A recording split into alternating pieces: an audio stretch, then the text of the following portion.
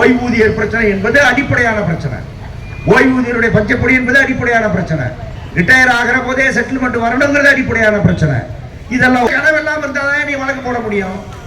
எங்களால் வழக்கு போட முடியும்னால நூற்றுக்கணக்கான வழக்குகள் நிர்வாகத்திற்கு எதிராக தமிழகம் முழுவதும் நடத்தி கொண்டிருக்கிற இயக்கம் CITU. யாருக்காக நாங்கள் பின்வாங்க மாட்டோம். தொழிலாளி உழைக்கிறவனுக்கு உதவாத ஒரு ஆட்சி என்ன ஆட்சி? ஆகவே இந்த அடிப்படையான சில கோரிக்கைகள், என்ன பெரிய கோரிக்கை? என் காசு அதை கொடுக்கிறது தான் கோரிக்கை. என்ன பெரிய கோரிக்கை? பழைய பென்ஷன் நீ ஒத்துக்கொண்டது, நீ தேர்தலிலே சொன்னது, அதை கொடு என்பதுதான் கோரிக்கை. என்ன பெரிய கோரிக்கை? தேர்தல் வாக்குறுதியில் நீங்கள் சொன்னீர்கள் கான்ட்ராக்ட் கூடாது, கான்ட்ராக்ட் இருக்காது, 10 வருஷம் ஆனா நான் நிரந்தரம் செய்வேன் நீங்க சொன்னீர்கள், அதை கொடுங்க. என்ன பெரிய கோரிக்கை? இன்னைக்கு உள்ளாட்சிகளில் இருக்கிற தொழிலாளிகளை முழுவதும் நீங்க அநியாயமாக வஞ்சம் தீர்த்துக் கொண்டிருக்கிறீர்கள்.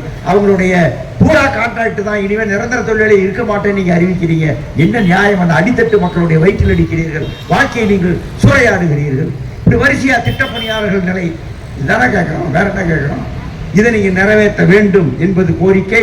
இந்த கோரிக்கை நிறைவேற்ற தவறினால் நமக்கு இப்ப பொங்கல் வந்துருச்சு. இப்ப பொங்கல் வரப்போகுது. இந்த பொங்கல் முடிவிட்டோம். பொங்கல்லையே ஒரு 1000 ரூபாய பொங்கல் வச்சுட்டாங்க, வழக்கமாக கொடுக்குறது. அது இப்போ இல்லைன்ட்டாங்க. அது கேட்டால் அது கொஞ்சம் கஷ்டத்தில் இருக்குன்னு சொல்கிறாங்க. இதை கொடுத்த பொருள் இல்லை, அது இல்லைண்ணா இப்போச்சா அது பொங்கல்.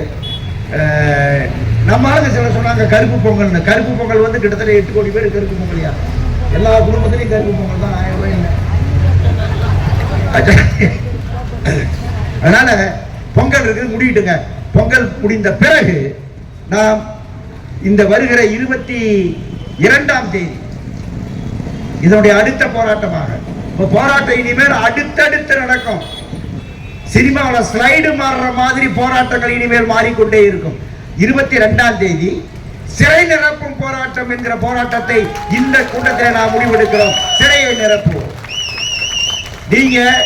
நீங்க படியில் இருக்கிற தோழர்கள், ஓய்வு பெற்ற தோழர்கள் 70 வயதானவர்கள் வர வேண்டாம்.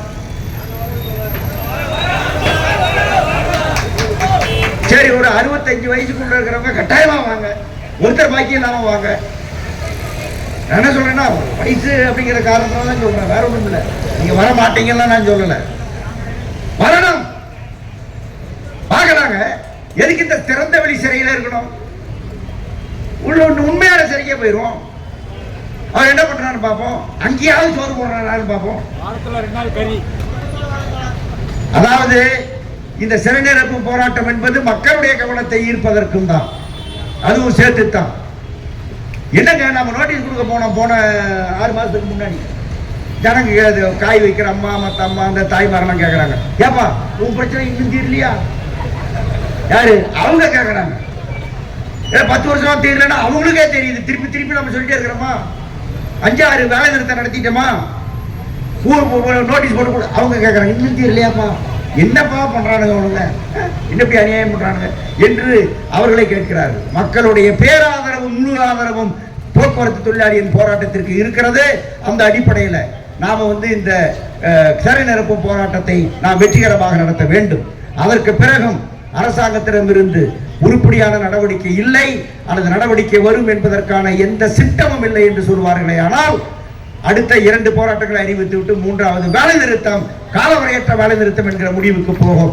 என்ன நடக்கிறதோ நடக்கட்டும் என்கிற முறையிலே நாம் முடிவெடுக்க நேரும் என்று அவர்களுக்கு சொல்லி, இங்கே மட்டுமல்ல, சாம்சங்கோ, பிளக்ஸ்ட்ரானிக்ஸோ, கார்பரேட் கம்பெனிகளோ எந்த இடத்திலும் தொழிலாளிகள் எனக்கு இது வேண்டும், என்னுடைய உரிமை இது, இதை பெற்றுத்தாருங்கள் என்று வருவார்களே. ஆனால் CIT அவர்களுக்காக நிற்கும். என்ன கொடுமை, என்ன அடக்குமுறை நீ ஏவினாலும் அவர்களுக்காக அது நிற்கும். இப்போதும் சொல்லுகிறோம், அந்த எல்லா பிரச்சனையும் தீர்ப்பதற்கு நடவடிக்கை எடுங்கள். இல்லாவிட்டால் எங்களுடைய போராட்டம் அழுத்தமாக, தீவிரமாக முன்னெடுக்கப்படும் என்று கூறி, இந்த வாய்ப்புக்கு நன்றி கூறி அனைவருக்கும், நீங்கள் இந்த சிறை நிரப்பும் போராட்டத்தை வெற்றிகரமாக்குங்கள், பல்லாயிரமாய் சிறையை நிரப்புங்கள் என்று கூறி வாய்ப்புக்கு நன்றி தெரிவித்து முடித்துக் கொள்கிறேன். வணக்கம்.